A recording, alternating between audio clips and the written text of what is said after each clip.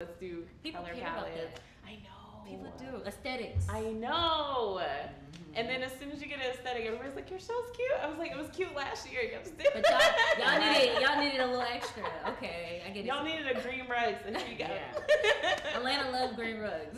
No, that's why I did it. I was gonna do a flower. I was gonna do a flower wall like on the side, and I really think I might. Like I really think I'm gonna add. I talk shit, but it adds something to it. It just does. I love it. I did a good flower wall before for a shoot. With some neon, throw in some neon, and then you're done. So I think I'm gonna do it. Wait till June, y'all. That's my birthday month. I'll celebrate with some flower walls and neon signs. Are you ready? Yes, I am. Okay. And 5, 4, 3, 2. Hey everyone, welcome to Entrenpeurish. I'm your host Ellie, and we are here on Live Hip Hop Daily each and every Thursday at 7 with the crew Creative Visions. Woo! And today we have a very special guest. It is Bree Kelly. Yes. She is a writer, she is a director, she's a producer, and it's Black History Month, so we are celebrating all Black writers, all Black creatives. Period. We are having a really good time. Thank you for showing up. Yes. I'm so excited Thank for you. to be Thank you here. for having me. I really appreciate it. Of course. Yes. This is our first podcast, y'all, so it is. let's ease her into this. We're gonna ask nice questions. But I also want you to be honest. This show is called Entrenpeurish for a reason. We really want to help people who are in the low spots, and we don't really like to talk about them, but I don't know about you, but I learned my biggest lessons in those moments. So that's what we want to bring to the forefront. Facts. And I just want you to be yourself, so don't worry about this. This is a fun show. I definitely agree. Like, I learned a lot about myself in my lowest times. Really? That's how I evolved. Mm-hmm. Okay, we're gonna get all into that. First things first, I want you guys to start following at entrepreneur.ish.podcast on Instagram, and if you haven't yet, go to Amazon, type in Boss the Annual Planner, and you will find the Boss the Annual Planner. So in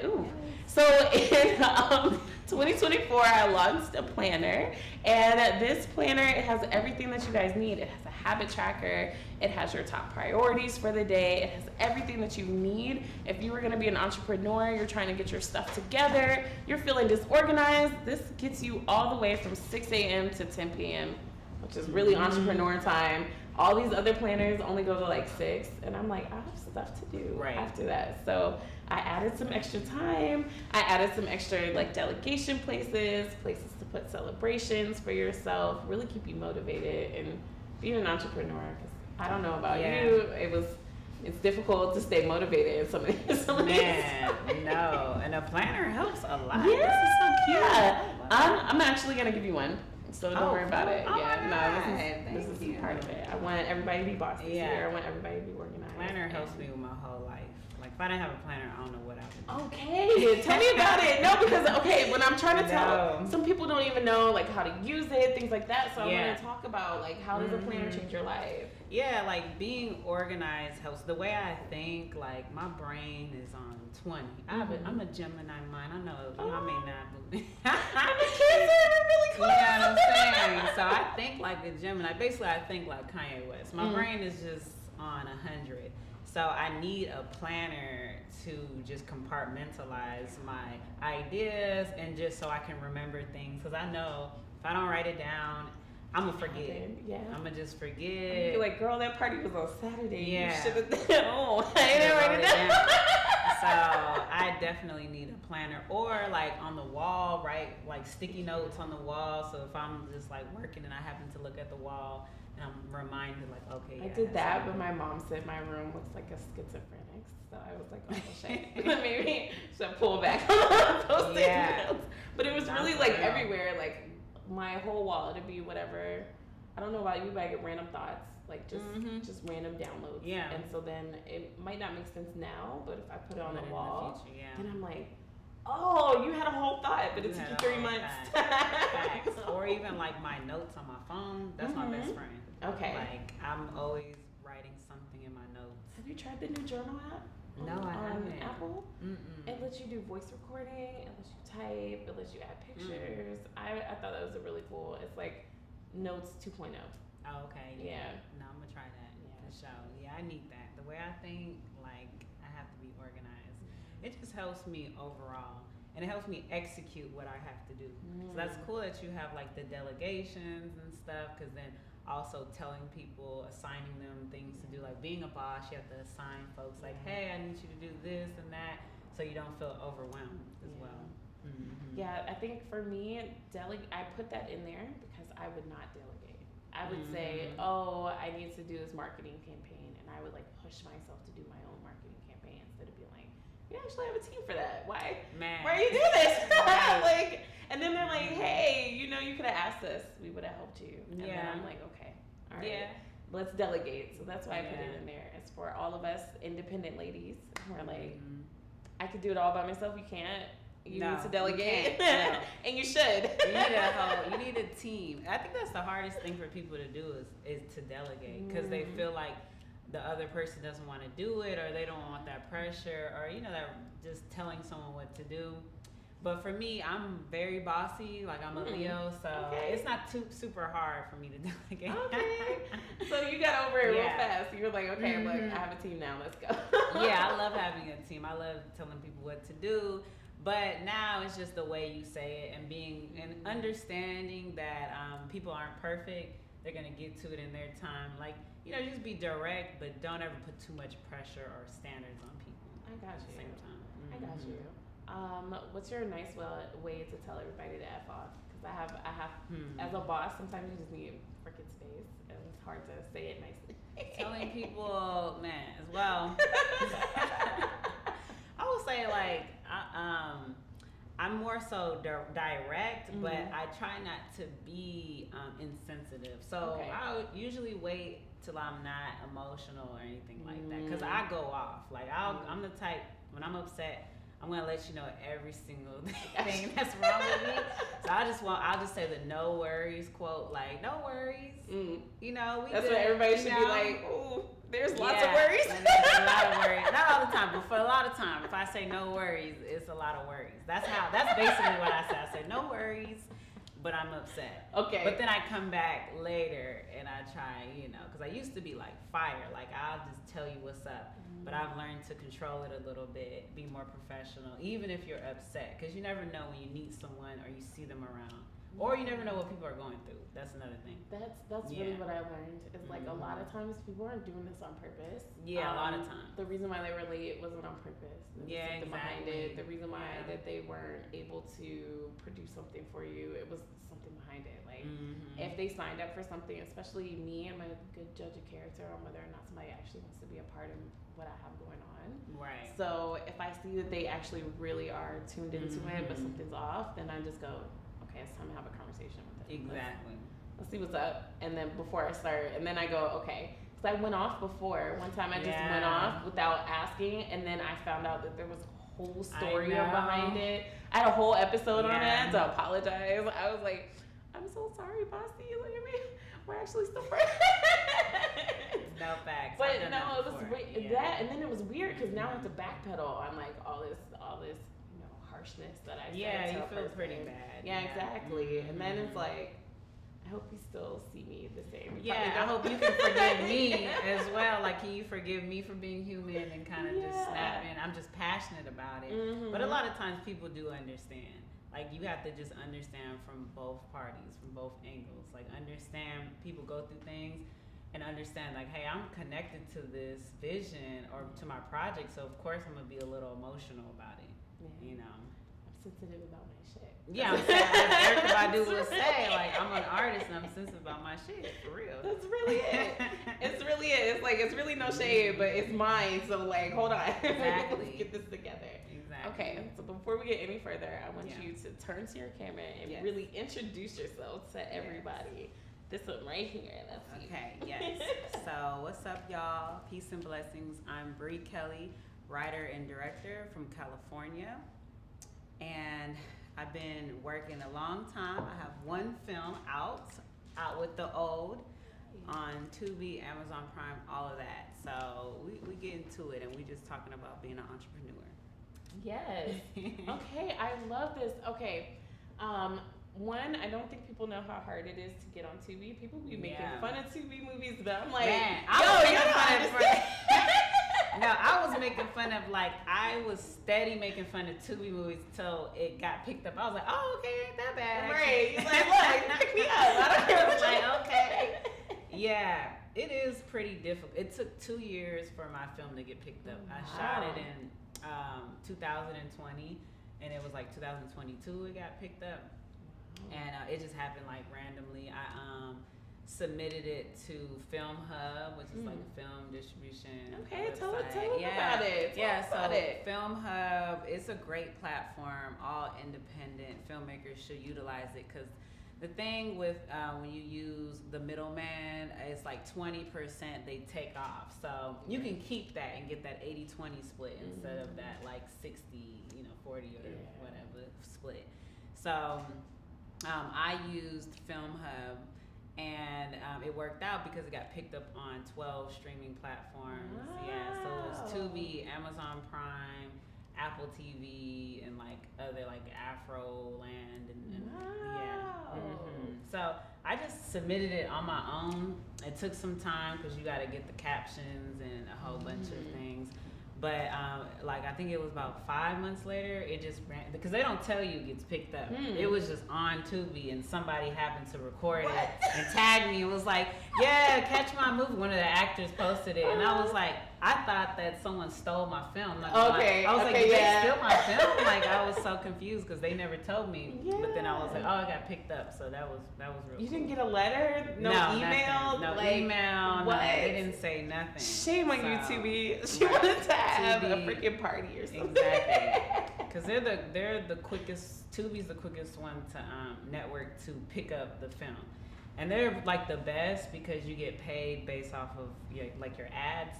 So depending on how many people watch it, you just get the most money from it with Tubi. But then Amazon takes the longest, but it's Amazon, then Apple TV, and all of that. That's huge. That's huge. You said 12 streaming platforms. So, okay, did you not get an email for any of those 12? Or did you just start going, well, shit, if I'm on Tubi, I must be on something else? Right. Now, I went on the Film Hub website, and then I got to see, like, all the the networks that it got picked up on. Wow, I'm so surprised about this Yeah. no email thing. Yeah, Okay, so if you guys have submitted your film, it might already be out. So facts. go It check. takes like you never know. You just check on it because you never know. But it was great. I was in DC at the time. It was my best. Actually, it was around this time. It was last year around this time because it was in February. It's my best friend's birthday. Her birthday is on 11th. And yes, yeah. And then I looked on and I was like, oh snap, okay. So that felt really good because it took a lot of hard work for that. I shot the film during the pandemic. So, I was gonna ask you that, and I was gonna ask you how did it feel. So first, let's talk about how did it feel when it was done, and then we'll talk about all the stuff that had to happen in order for you to have this feeling. Yeah, it felt really good when it was completed, because like I said, it just took so long to shoot it. During the pandemic was hard. How'd you find your actors? Like, so I did and get them together, and all of that. Yeah, it wasn't easy because people were obviously, naturally scared to shoot with COVID and all of that. A lot of people. So it was like, basically I got the hungry folks, which I like, because I got the people that was like, no matter what, like I still want to get out there.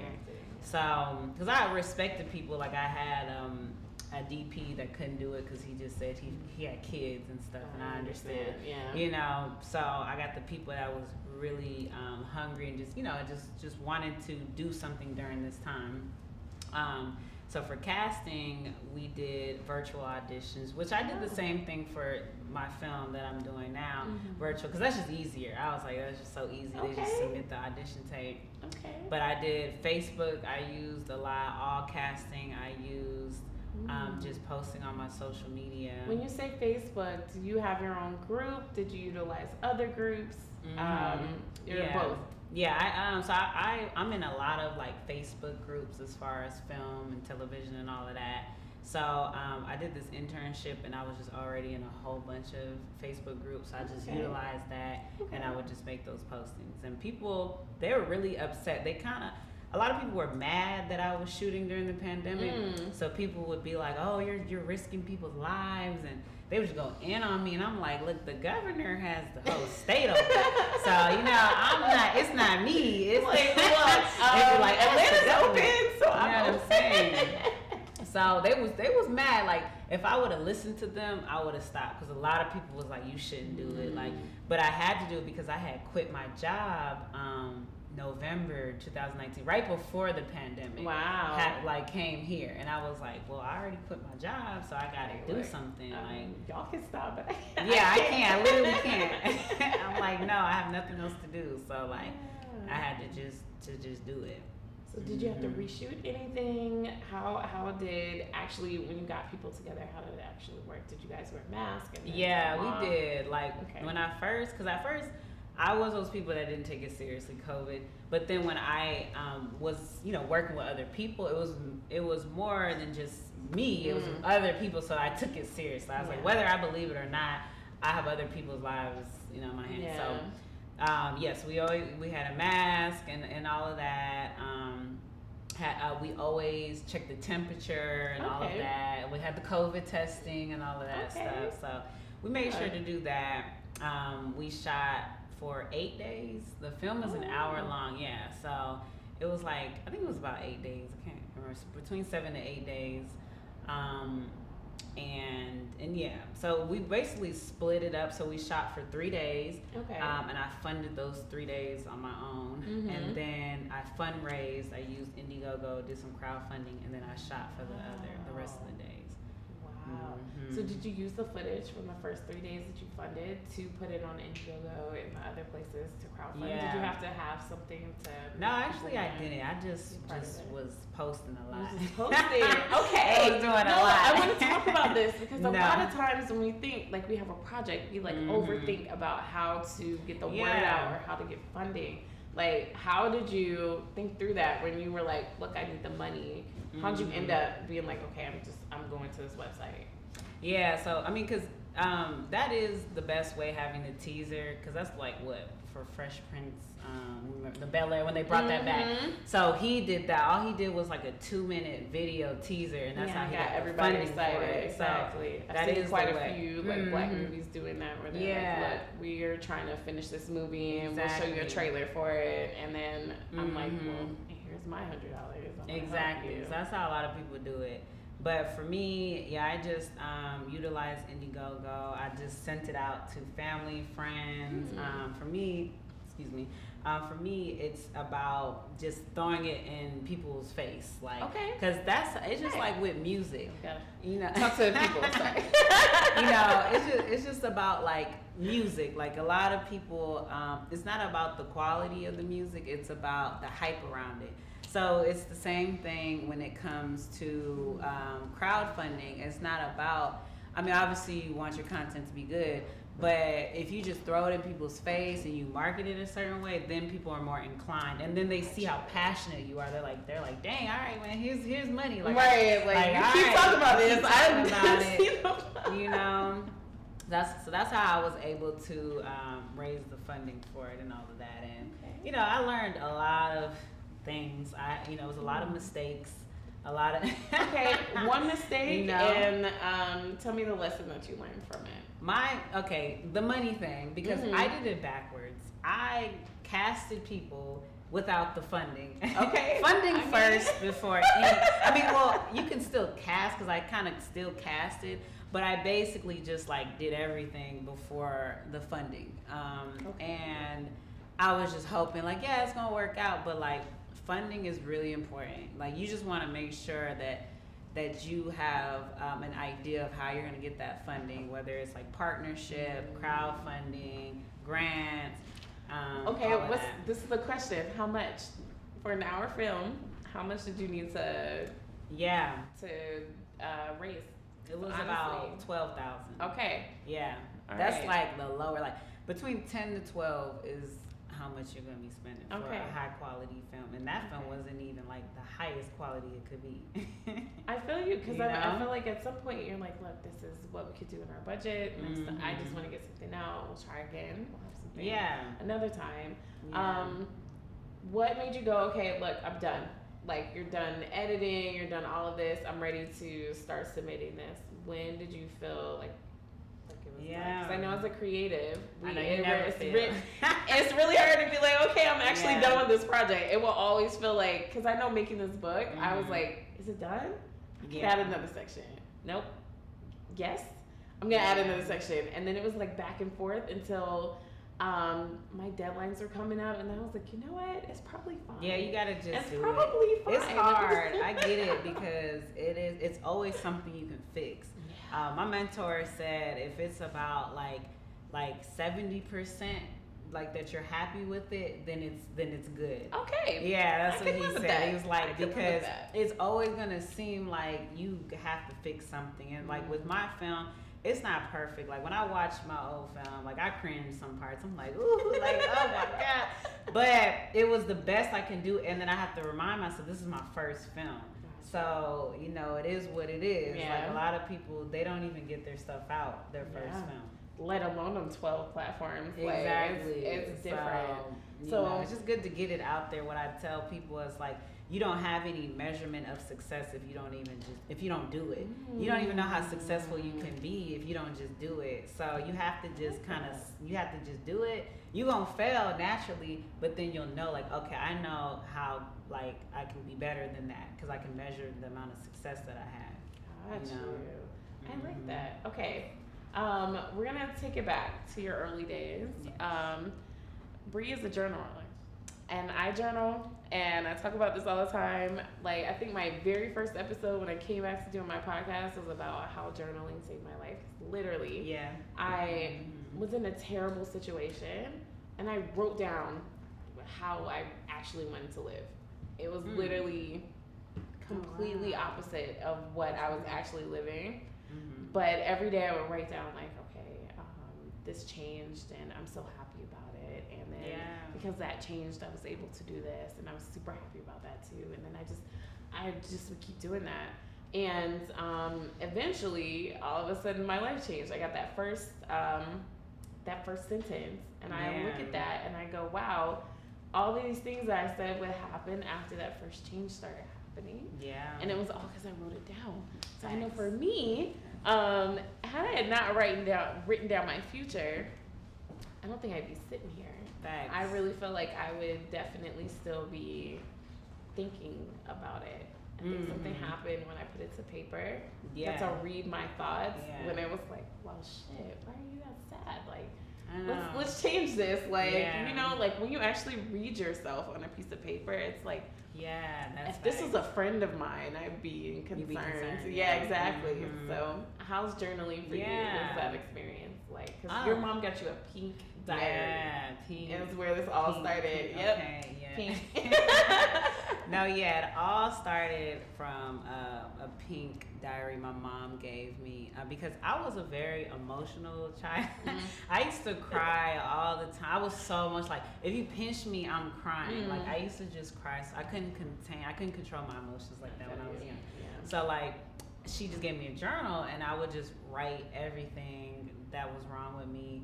And it helped me be creative, expressive, and all of that. When I wrote, I could it's like you can like see your thoughts, and you can revisit that and figure out what's going on. Even when I journal now, because I still journal now daily, at least as much as I can, and you can kind of figure out the emotion that you're feeling that day. Like a lot of people, they go through anxiety, and they don't know why, but it's always a reasoning why. It could be the smallest thing, like you forgot something or something. Like something's wrong with your mom, or something triggering. And if you don't write it down and figure out and revisit that, then you're always gonna just have that anxiety feeling. But with the journal, that helped me out a lot because it kind of just started a whole, like, I guess, butterfly effect as far as like me writing. So with the journaling, I ended up writing like these plays when I was younger. So I would watch like Men in Black, and I would be like, oh, I want to put together a play. Okay, a Men in Black play? Yeah, like a Men in Black play. But like you're the star or something? Yeah, like I would write, I don't know how I went, Like, supposedly it wasn't good. As a kid, I probably was fire, but like, Right. I know my parents, they were looking like, what's going on? You know, when She kids doing, are just right. doing stuff. She's We had making like, play. we ripped out these tickets. So we had like admission tickets and stuff. Oh, We cut them up and all of that, and we gave them out to my family members. And This is you and a sibling, or? yeah, me and my sibling and my cousin would do it. Okay. So we all did that. And that's when I was creative, like naturally. Mm-hmm. And then I just continued to write from there. And I would do like poetry and stuff in my high school. And so like I was always emotional. So that helps me become a really good writer. Okay. Yeah. I like that. Mhm. I was gonna say, when did you know that this was your thing? Like, when did you know Yeah. when you were like, oh no, I'm a writer. Yeah. This is it. Cause I always knew I was gonna be a writer. Okay. Like I knew for a while since like high school, but I thought I was gonna write books. So I thought I was gonna be a novelist, just write books, and cause I love to read, I used to read vividly like all the time. I would just It's read. like your escape. Yeah, Yeah. I love reading because you can just imagine just the stories, you can conceptualize and all of that. That helps you kind of just look at something and think of like the deeper meaning of it when Yeah. you read. I like the fact, like, Mhm. what's different from reading the movies is like you can hear the thoughts of the person Yeah. on the screen. So Yeah. that's the difference. Like, unless there's a narrator telling you what that character is thinking, Yeah. you never really know. You just can kind of tell by like an eye squint or something like that. Mhm. But in a book, you have the detailed thought Mhm. process of that person or of the person looking at the situation or whatever. And then I Right. just feel a lot more implanted into it. Exactly. You can come up with your own imagination, kind of. Like, Yeah. although it's describing that, you don't know if that person's black or white. You don't know what they are. You can kind of. I was gonna say that. It's like how everybody, some people say that Hermione is like black in the books, but they were like it was different. I have not watched a movie that was better than a book. Have you? Only not better, but on the same like caliber. Like if Bell Street could top. Really? Yeah. Really? James Baldwin. That's one of my Okay. favorite books. James Okay. Baldwin is one of my favorite. I will read the writers. book and then watch Yeah, that. but the reason why Barry Jenkins, he's the one that wrote it, directed. He's good at adaptations. Moonlight was originally a play. Really? Yeah. I didn't know that. So Barry Jenkins is really good with that. The only thing, so the reason why he was able to do it is because If Bell Street Could Talk is a small book. So you're able to do it with that. I'm sure I had never read Harry Potter series. No, So I they didn't said read it's it kind either. of good, but So mine was like Hunger Games. I read Hunger Yeah. Games and then I saw the movie and I was like, yeah. But the yeah. newest Hunger Games was actually the best Hunger Games, if I have Yeah. to say, because they, I guess they didn't have to go off of anything. They got to think it themselves. It was way better. So I think like that. When I was younger, I would read a lot of like romance novels. Yeah. I'm a Cancer, so No, anything my lovey mom is used to like- say she was obsessed with romance. That was my thing. Like, do y'all remember Fabio? Like, I might be telling my age with that, but like I the do. books with this like tall white man with his Yeah. long hair with the maiden like Yeah. tripped over. Those are the books I read. Did you read the author? I think her name's Danielle Steele. Oh, okay, she's just like she does all romance. My mom read a lot of her books. Yeah. Oh, I read the Zane books when I was Yeah. younger too. That was Or a what big is thing. what are the popular books? It was like the sex novels. I forgot what it was. there's They a made few- a movie. The 50 Shades of Grey. 50 Shades. I was about to say 50 I was Shades. like, it was either that or Twilight. 'Cause Now, both of 50 those Shades. had people in a yeah, chokehold during 50 that time. Shades. I did read the 50 Shades. Yeah. I read the was first book and then I was like, I'm not sure if I could keep reading. Yeah, they was intense. I was like, dang. I was okay. like, oh. Yeah. Not This for isn't my real. lifestyle, but I love it for you, girl. Not for real. Those are good. But books, they just make you just tap into another world. That's why I love. Yeah. Like I just love reading. And that kind of helped me become an excellent writer because I read so much and I tapped in those emotions. Yeah. I love how you describe yourself as excellent. Like, Yeah. I think a lot of people are too humble with what they have going on, so I'm glad you said that. I'm glad Yeah. you said that. No, I'm not. I think we should all flex. Like one thing I represent, I got my tattoo. It says God body, and I just feel Ooh. like we should all just like tap into our God selves. You know, Yeah. that's what I feel like. I always say like I'm the Kanye of film. I like that. I like or the that. Kendrick Lamar of film, because Kendrick is one of the greatest rappers to me. Let me tell you, performance-wise, I have Yeah. not seen anybody take over a stage the way Kendrick can. Nah. He brings you Yeah. into an entire new world, and then the next person gets on stage, and you're like, what? Like, Nah, because he's so bored as serious. hell. He's a performer. He's like Janet, how Janet Jackson used to be. Like if you watch him, he's doing like counts. He's counting. Like, hey, y'all, like, you know, like really performing. Love It's, that. it's crazy. So, what genre would you put your new film in? Because we need to talk about that Oh, yeah. as well. So her new film is called Sunflower. Yes. And it's got this like futuristic vibe, which is what I'm really excited to hear about because we're all sci-fi kids here. We all love stuff like that. So, okay, tell us about this. 'Cause a guy goes to do a pitch and then all of a sudden he's in a future world. Like, what happens? It's a whole bunch. So my short film is a sci-fi thriller. So basically, it's about a gentleman who has a presentation for a promotion. He ends up getting the promotion, and as he is stumbling drunk because he's celebrating his promotion, he ends up waking up 5 years in the future, where it's more so of a dictatorship, a dystopian type life. In 5 years? Yeah. Yeah, that would have been shocking to me. I would have been like, damn, I was gonna say Right, 5 years, yes.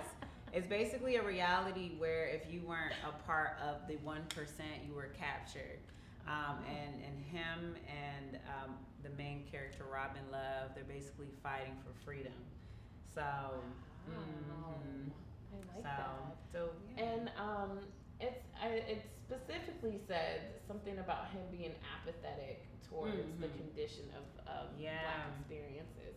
I want to talk about that, especially since it's Black History Month. That seems like very important aspect of the film. So, what do you mean by apathetic? Because I think I know in this age, it's a lot of people are like, that happened to the other people, didn't happen to me. I live in a different world.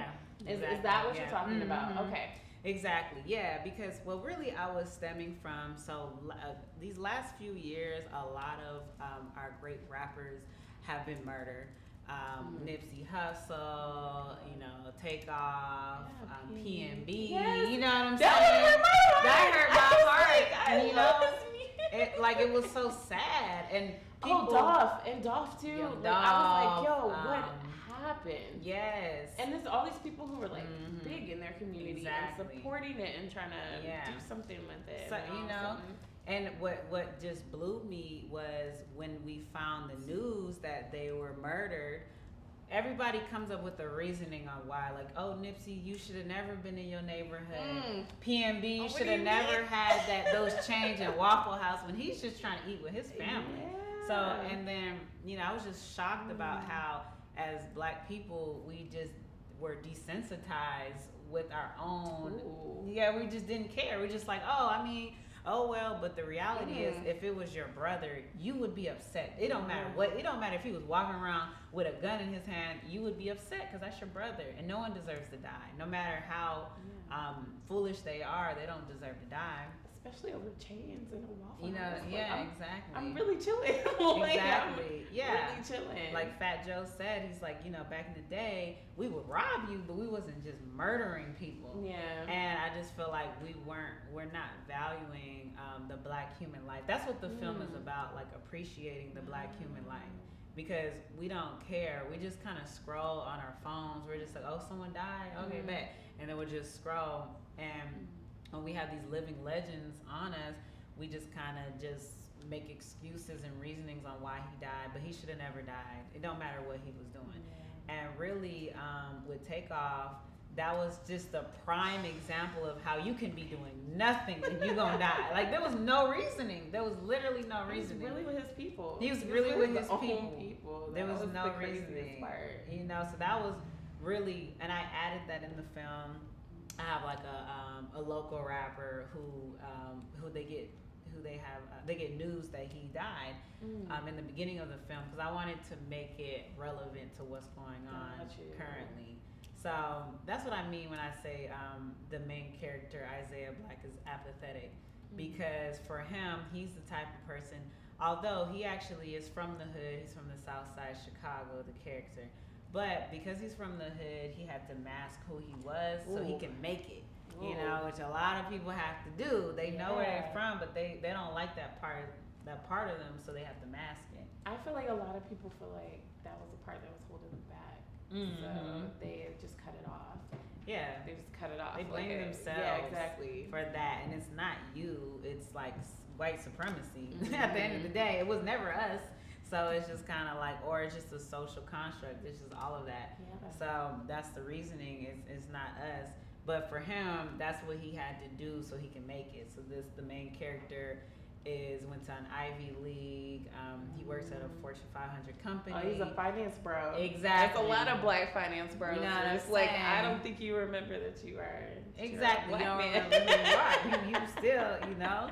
So for him, he's apathetic. Like, he's the type, okay, you tell him that, he's like, well, what was he doing? Why was he there? What happened? And even when you said, like, with Trayvon Martin and all of that, people always had a reason. Well, why was he this? Oh my why? God. Well, what happened?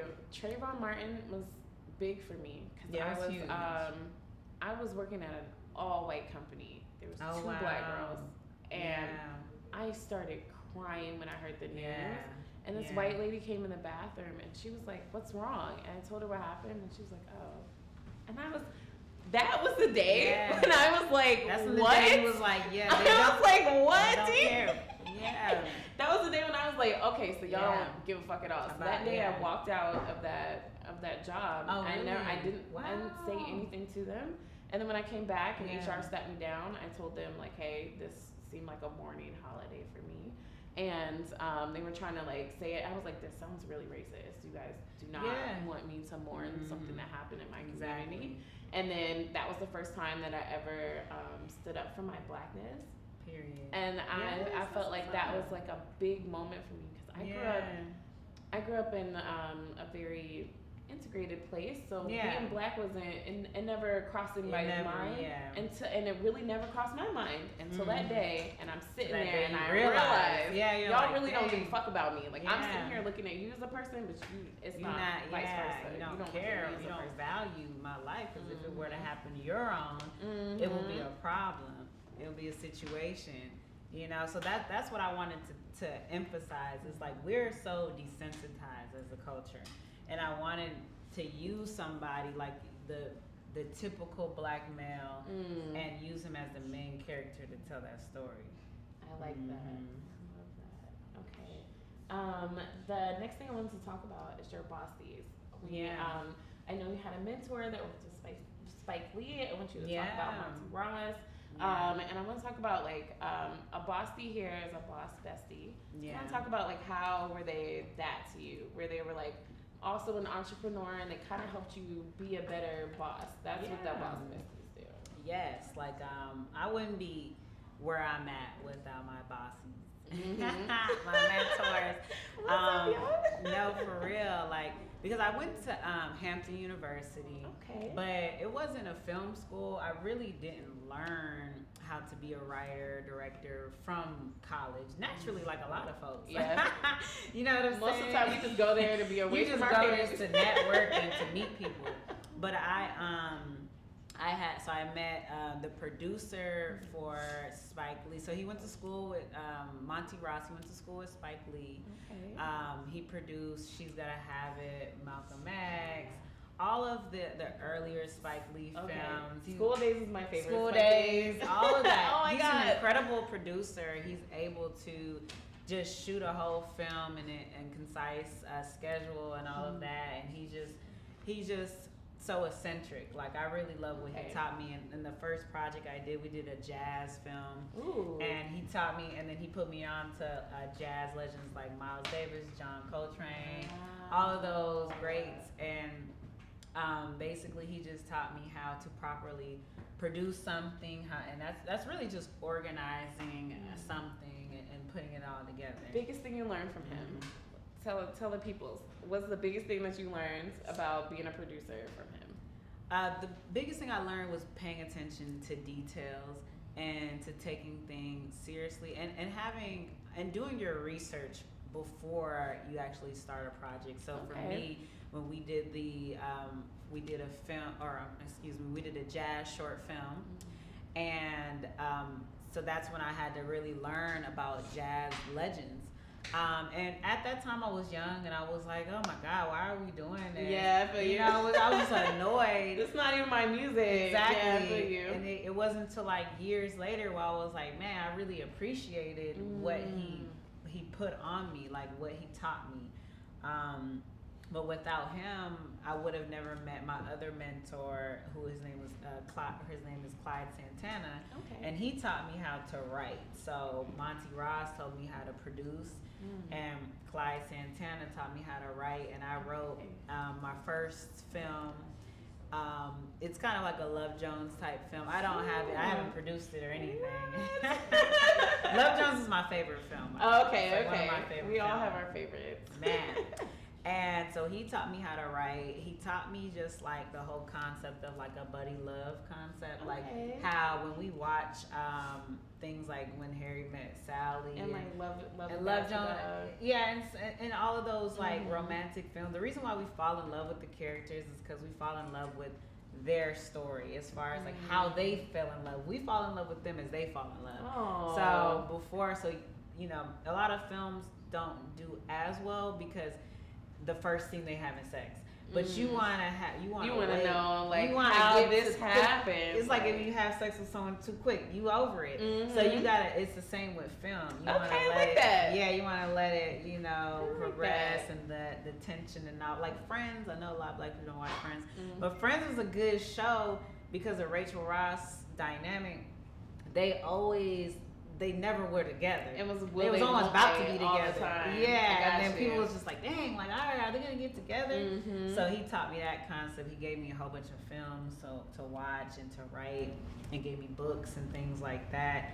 And I really studied it, and that's how I ended up being like a good writer. Okay, so I've heard a lot of like research and study for you. Yeah. These are normally like the boring parts about being an entrepreneur.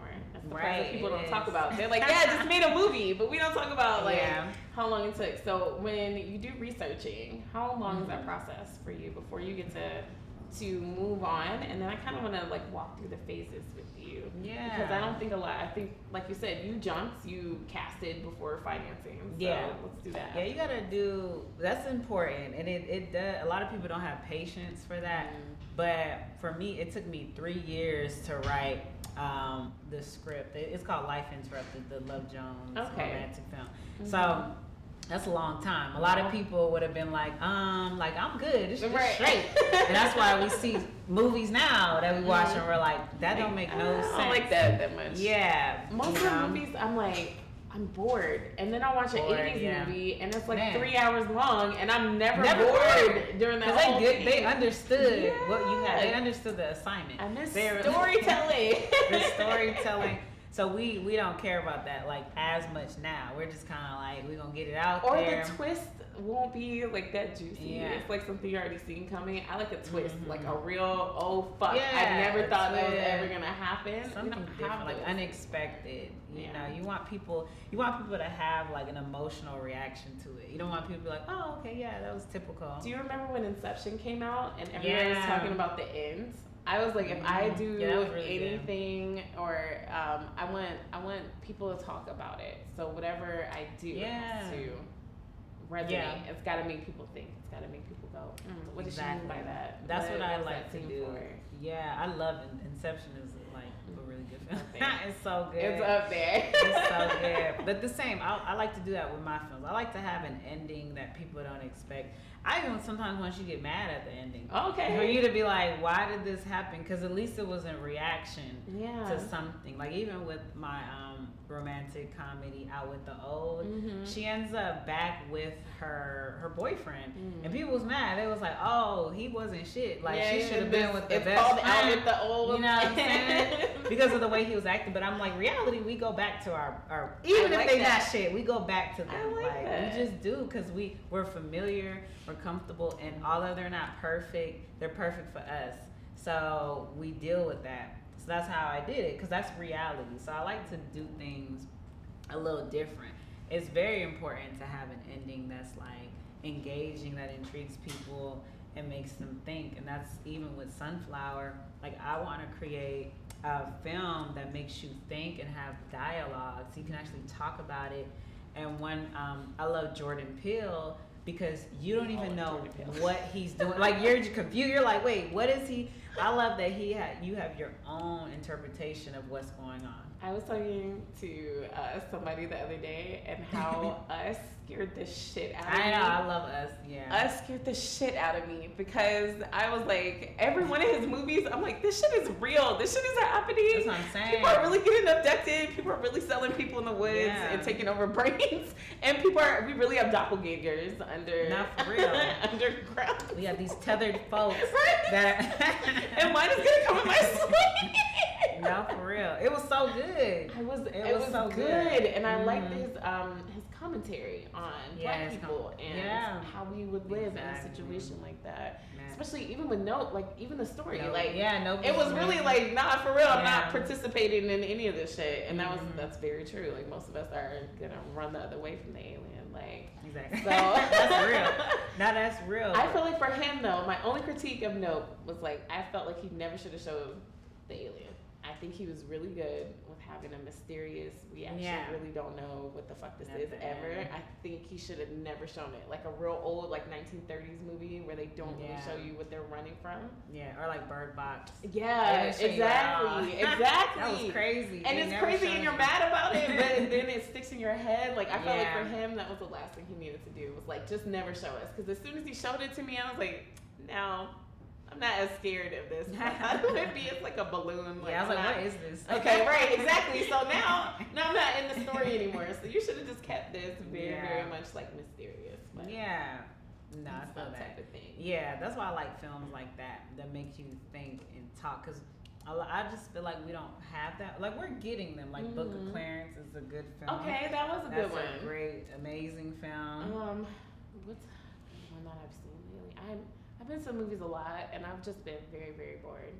They've been so terrible. The movie's been bad. Very, very bored. That so new Leonardo movie with the Native Americans, it was very historically accurate, but there was like whole hours of the movie that could have been cut. Like, it's a 3-hour long movie, and I was like, there's a whole hour I didn't even need. Like, we could have done a montage of this real quick and moved on. I'm thinking of a good one. It's Black History Month. Favorite black movie? Yes. Let's do that one. Yeah, let's do that one. Favorite black. This is Black History Month. I'm super excited. Y'all know we black. And we got 29 days. We got extra little days. You know what I'm saying? So my favorite black film, I would just say Love Jones. Okay. That was just, it was poetic. It was real. Their dynamic, their relationship, Nia Long and Lorenz Tate, as far as like being with someone but not knowing if it's real, and she kind of played with him. She was like, "Look, that's what happens when you don't know it's real. You start playing with them because you're protecting yourself." But it was so poetic. The way it was shot, cinematically, it was beautiful. Just everything. I love Jones. I love what Theodore Which did. Like, he did an amazing job with that film. So I would say that Brown Sugar is another amazing one. When did you fall in love with hip hop? Yeah, tied in love and hip hop. I love when people do that. So that's another one of my favorites. And those are like my two favorites. Okay. What about you? Okay, mine. I didn't watch black films until I was in college. I'm sorry, everybody. But I took a film class, and then it made me. Friday and stuff. No, I didn't watch it until I was 20. I didn't watch any of these. I didn't watch Baby Boy. I didn't watch none of that. Like, I just didn't watch it. I was an MTV kid, not a BET kid. I was definitely like a VH1 girl. Like, I just never really. That's why I said Trayvon Martin was so like big to me. Yeah. Because I really just looked at pop culture because I thought it was everyone's culture, and then I realized, oh no, there's a black culture that I have not been exposed to at all. So I would say the first black movie that I fell in love with, I'd say would be New Jack City. Oh yeah. If I'm super honest, now I didn't think Yeah. this super ghetto movie about selling drugs is gonna like be it for me. Yeah. But the way Yeah. it was told and the Mhm. actors and We had a lot of amazing black films. and it was yeah. and it had a lot of moments like I was like, oh, that's all these quotes people been saying my whole life. Like I'm those quotes, hearing them, right? Yeah. And I was like, Mhm. now I understand why y'all said that. And it was just, I think for me, Mhm. I loved seeing a real black villain where he wasn't corny. Like if you look at a lot of white movies, they don't really put a black man as a villain. And I see why, because we really don't want to be seen demonized by you. Yeah. But it was very nice to see like a real villain. It's I feel gotta like humanize about that him, and yeah. Training Day. Those Training are Day. probably What? my two. Training Day. I know it's not really a black film, Yeah. but like But that's it. it's, hey, Training Day is amazing. I mean, man, what you was like Denzel's fearful, like you was like, oh my god. Like, I literally twists and turns, and I was like, Yeah. see, these are the movies where I'm like jaw dropping. And if Yeah. I had to say another like a real black film, it would definitely be Jordan Peele's first movie. Get Out. Yeah, Get Out. Yeah. Get Out changed my life.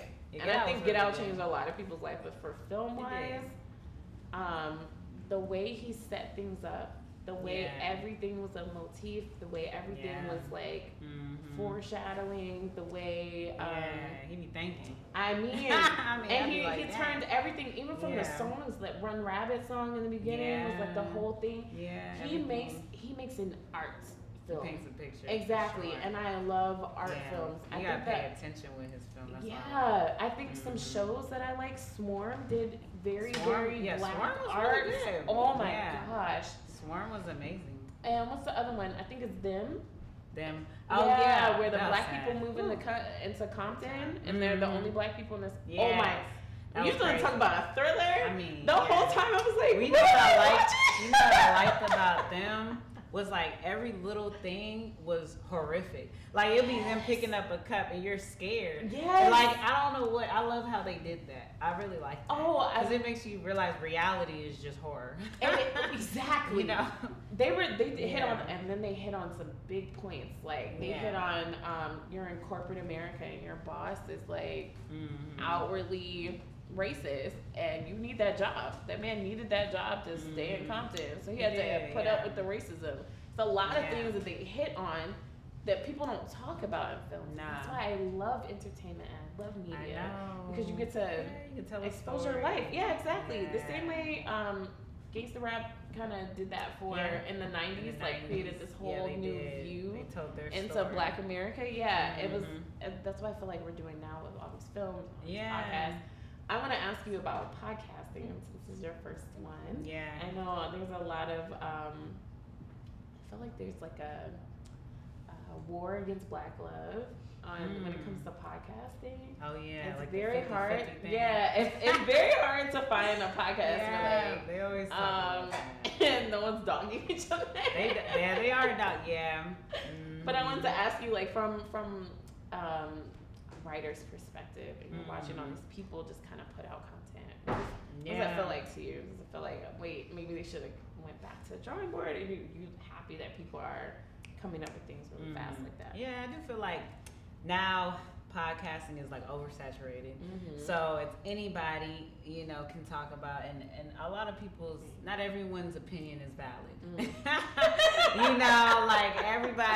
Not everybody should have an opinion. You realize that on social media, you're like, you should have I've never seen spoke some about crazy comments. You I've seen some crazy comments. Yeah. Yeah. But I do feel like it's just dividing us even more when we talk about the 50-50 thing, because then it just puts standards and that we don't even have. Like if somebody's relationship is like that, that's cool, but we shouldn't have to put that on them. Just dividing folks, it's just be too My much. thing is, it's the people who are talking and super Yeah. into this are like 14.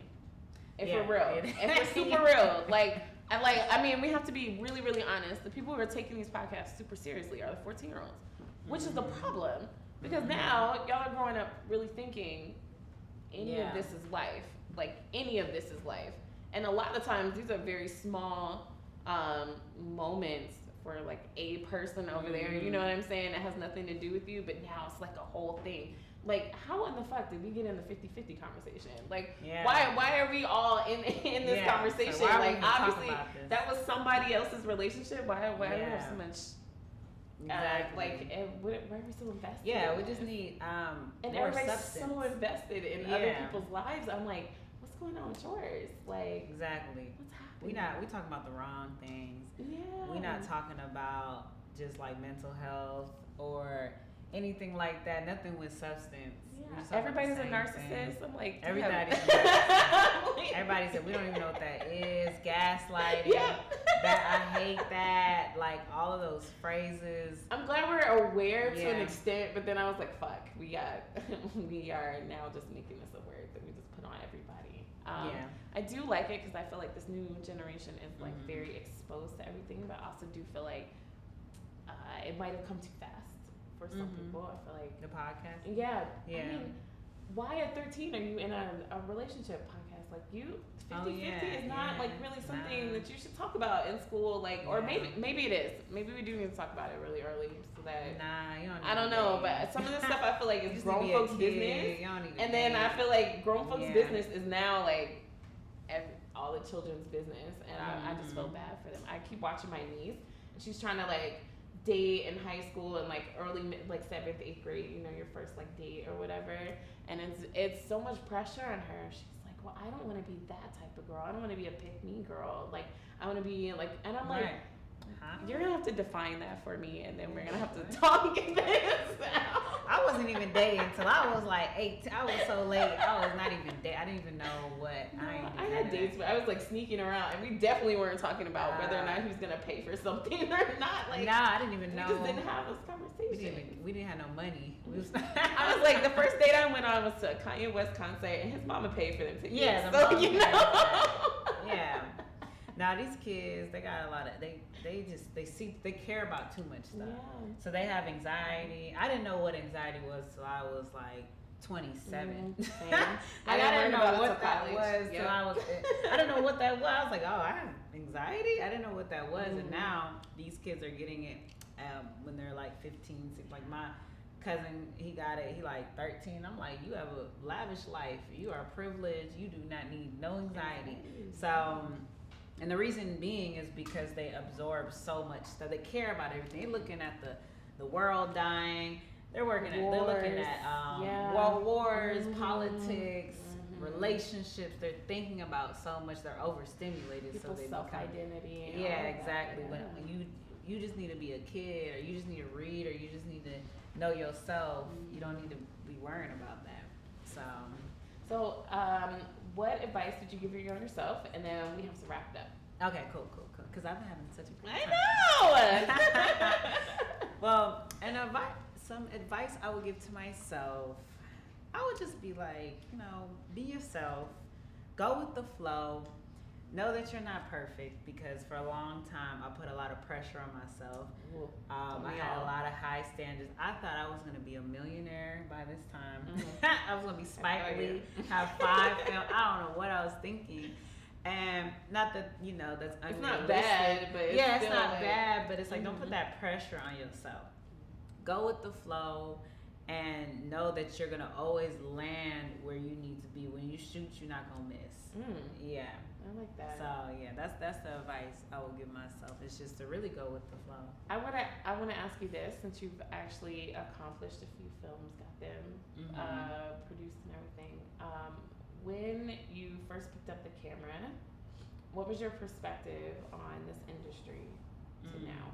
Because I feel like that was the other thing for me when I started podcasting. I thought I was just talking, and I realized half this shit is marketing. Like, it doesn't even matter what I say up here. It really only matters what I say like after this is done and filmed and out, or before, So what was it about you, about the industry, that you learned? As far as my perspective, well, okay, first I was green. I thought it was just this is just film and just shoot create. a movie. You realize it's not the best people out here. A lot of people don't have your best interests. And you just have to be a good judge of character. You gotta know people, because although it's like we want to get into this industry for the art, we have to take into consideration people are leeches. And when I did my first film, I actually Honestly, we're gonna extend a little bit. We're gonna talk about this. No, for real, because this is real. They're leeches, and so when I did my first film, I actually stopped filming or did anything pertaining to film for 2 years because I was I was so stressed out. I was so just exhausted from people that have absorbed my energy, my time that I put forth. So you have to realize, like, a lot of people are leeches. A lot of people, like, you have this light that you have, and people will take that. They see the light, and they're attracted to that, so they'll come towards it. So you just have to be a really good judge of character and love yourself enough to know, like, hey, I can't stand for something that doesn't serve me, and then just know how to step away and just not have any. I talked about boundaries. Boundaries, for sure. I didn't have any boundaries. Yeah, exactly. And I did not realize how dangerous that was because I was like, I just want a podcast, right? So I said, this is what I want. This is what I'm gonna go get. And I started telling people I just want a podcast with no boundaries. Yeah. People will just throw stuff on you. I filmed a whole show for somebody else who promised me editing and all this other stuff that was like, oh, thank God, I finally found this person. They're going to support my dreams, blah, blah, blah.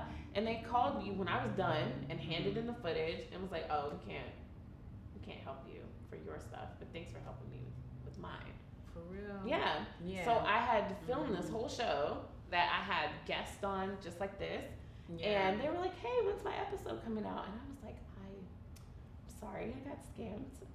We have to talk about this. Oh, I need you to. They shot your stuff. Right. They shot it, but then they only put up their show. So I would shoot my show first, and then I would shoot their show with the same person. So it'd be like different topics. Theirs was like late night shows. So I would talk about, like, bedroom stuff, relationship things, that type of stuff. And then I would do my show about their business. So we get to know them professionally and then personally.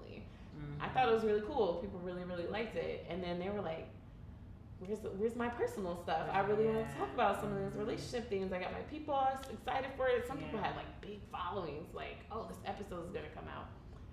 And then I got the call and they were like, yeah, we're not producing this. And I was like, cool. Wow. Cool. I have like 10 people to call. Yeah.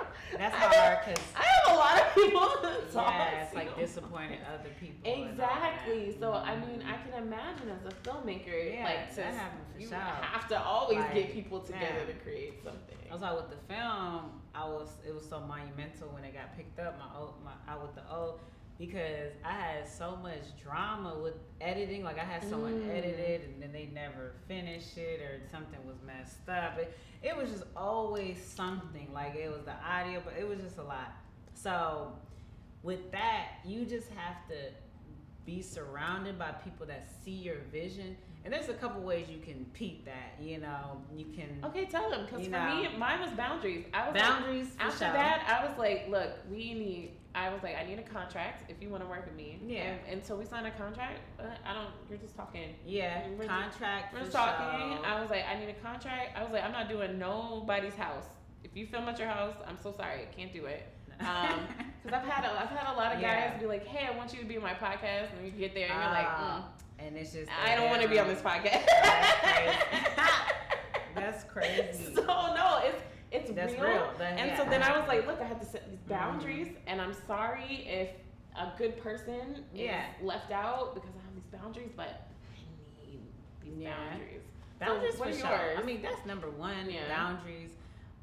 Because they're not gonna play with you when you have those boundaries. And I set a set price where I'm like, if you're gonna work for me and you want to support me, I need at least 10K. And a lot of times when you say that number, a lot of people back the fuck off. So I did that on purpose because I was like, I only want somebody actually serious. To be a part of this. Just like surrounding yourself with people that feel the same way about your vision as you do.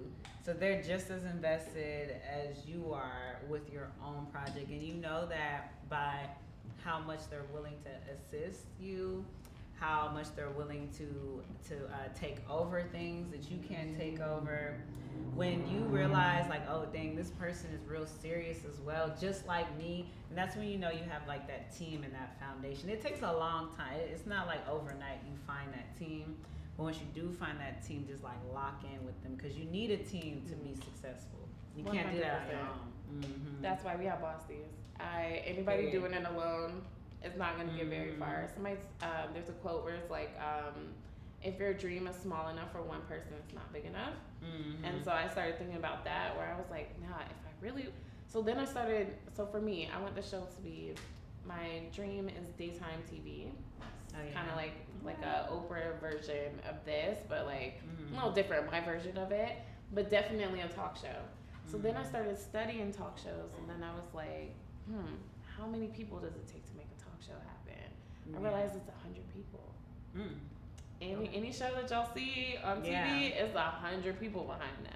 So then I was like, it is. It really is 100 people, from the producers, from the people picking the topics, from the people who put the editing, background, the music, to the people getting the people booked, to the people putting people in your audience, getting people on your TV screen, everything from your YouTube to your website. It's 100 people, like minimum. So then I was like, well, shit, if you want a show, then you only got one person. That's not a show. we gotta work towards that. People are gonna tell. They're like, oh, this must be one person doing it, because this looks terrible. Oh, that's exactly what it looked like. That's how it's gonna look. When you do it on your own, you could tell you did it on your own. And that's why I be telling people. I would be like, some of us aren't as gifted as some of these one. My thing is, some of these influencers are really one-man bands. And they're beautiful. They do that. And they be making the rest of us feel bad that we need people. You gotta know your strengths. I know my strengths, and I know, like, I need people. Or you need people to enhance your ideas, for sure. Because, you can be good, but you can be better with someone else. Yeah, that's very true. So you were talking about you needed people that seemed as interested in your project as you are. That's the number one thing. How do you tell the difference between that and a leech? Because a leech will love your project, but it's because it's for them, not because it has anything to do with you. So how do you tell the difference between somebody who's passionate about this but not trying to leech at the same time? Because I think that's kind of a hard. Well, I think experience. Now you can tell what you can tell a leech. You're like, oh yeah, you a leech. But for me, it's experience. You can tell who's authentic or not. You gotta give them not games, but just like task almost. Like, hey, let's see. Give them a task to do something on their own, like something small. They can't do it if they're like this or that. Then they're not for it. Or you can kind of see how people move. So it's like with the job. Like when you get a job, they want to see your background. They want to see your passport. They want to see your ID. It's the same with friends and business and working with people. You gotta have a whole step. Like, okay, cool, let's take it slow. And then once you figure that out, you're like, okay, cool, locked in. I don't know. I guess I call it cancer intuition. But now I can tell when people are just there for them, because everything is focused on them. Even their camera is focused on them. So if you ever see people who say that they support you, but the whole time the camera's faced this way and it's faced towards them, they're not there to support you. They're there to show people that they have something to do. It has nothing. You can tell. Nothing really to do with you. So then I have to start going, oh wow, okay. This is your moment off of my moment. I got Exactly. You can always tell. And then you can just, we all make mistakes, but you just look back and you kind of see like, okay, this was the moment when the person wasn't really authentic. Because a lot of times, they'll act as if they're doing something for you, but it's always for themselves. Even if they're doing a nice task or something nice, it's so they can get something out of you. So you just have to peek that early on. Super hard. Yeah, it's super hard. It's okay, guys. We all have moments. You gotta learn. I would start asking people what's up. Like, start asking other people that you know that you can trust. Hey, how do you feel about that person? Because they'll tell you first. I've noticed people closest to me will be like, I don't know about that one. Like, Listen. you seem really, really close with that Yeah. one. You're having a good time, but I don't know about that one. That's when I go, shit, okay. You gotta listen. Let me pay attention. Exactly. You gotta listen to your intuition for sure. Okay. Last thing that I wanted to talk about is where can we find your film? When's it coming out? Yes. And then how can people tap into you? 'Cause you're a cool Yeah. person. I I know people appreciate want to watch like your other films. They want to tap into some of your poetry. Like, Oh yeah. how can we get to know you? So yeah, you guys can follow me on Instagram. It is at I am Bree Kelly. That's IAMBREEKELLY. So Sunflower, we are in the pre-production stages right now.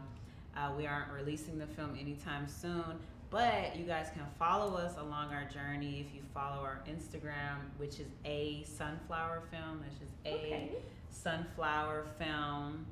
On Instagram, we're also on Facebook, but right now we're just in the crowdfunding phases. So if you guys want to contribute to the cause, you can always go on our Instagram, click on the Indiegogo link, and just go on our Instagram and just follow us. We have a lot of BTS. Get some information on the actors. We have an amazing cast. I love my cast, my crew. So yeah, just follow us on Instagram so you can be along this whole journey. And then follow me on Instagram and we'll have like more updates. Okay. So yeah. All right, guys. This is our episode with Bree Kelly. Oh, Black History Month. We got a real black writer in here. It's Black History Month, y'all. How are y'all being black? First? Right. Oh, I like that. I like that. I'm being black very loudly by wearing a lot of pink with my brown skin. Exactly. Yes, indeed. Thank you so much. Of course. I appreciate Thanks it. for coming. So this has been another episode of Entrenpreneurish. We will see you guys next week, each and every Thursday at Live Hip Hop Daily with the crew Creative Visions. Woo-hoo!